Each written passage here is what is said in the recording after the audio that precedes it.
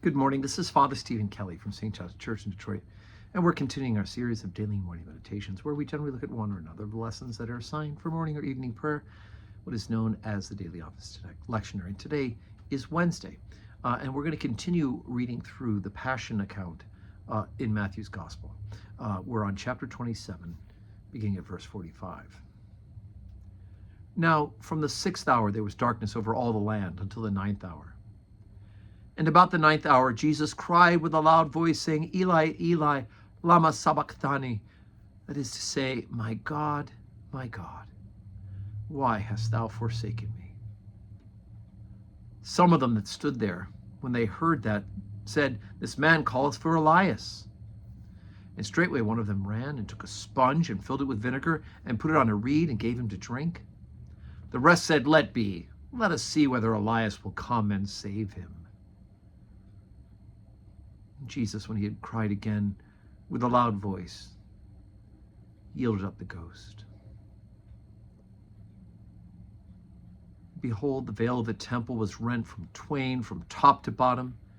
And the earth did quake, and the rocks rent, and the graves were opened, and many bodies of the saints which slept arose. And there came out of the graves after his resurrection, and went into the holy city, and appeared unto many. Now, when the centurion and they that were with him watching Jesus saw the earthquake and those things that were done, they feared greatly, saying, Truly this was the Son of God. And many women there were beholding afar off, which followed Jesus from Galilee, ministering unto him, among which was Mary Magdalene, and Mary the mother of James and Joseph, and the mother of Zebedee's children. So, as I mentioned yesterday, we had the mocking. If he save himself, then we'll believe in him. And we know that's not true.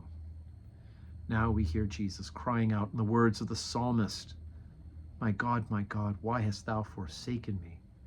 Psalm number 22. And of course, we know that just by saying the first line of the psalm, he's also implying the entire psalm, which goes on to talk about, they will pierce my hands and my feet, can tell all my bones. And at the end of the psalm, it talks about not losing hope in God. Jesus was able to get out those 4 words in his exhaustion shortly before his death.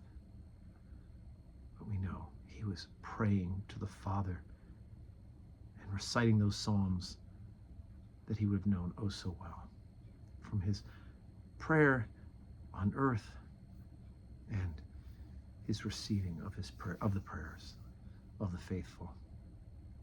And when this happened, when Jesus yields up the ghost, all of creation is temporarily disfigured and disjointed. The veil of the temple was rent in twain from top to bottom. On the temple curtains were an image of heaven, and the heavens were rent, torn apart. The earth quaked and the rocks rent, and even death itself was disfigured, and some of those who were dead rose. It's chaos in the created order with the death of the Son of God.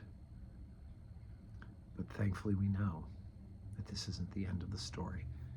And even the centurions and some of those standing by realized the gravity of what was happening.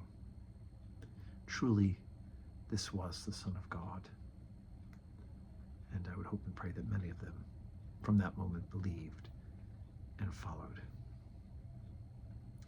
So today's Wednesday. We have 12:15 Holy Communion today and 4 o'clock evening prayer. I hope you can join us in person. If not, pray with us on this live stream. And may you have a wonderful Wednesday full of blessings.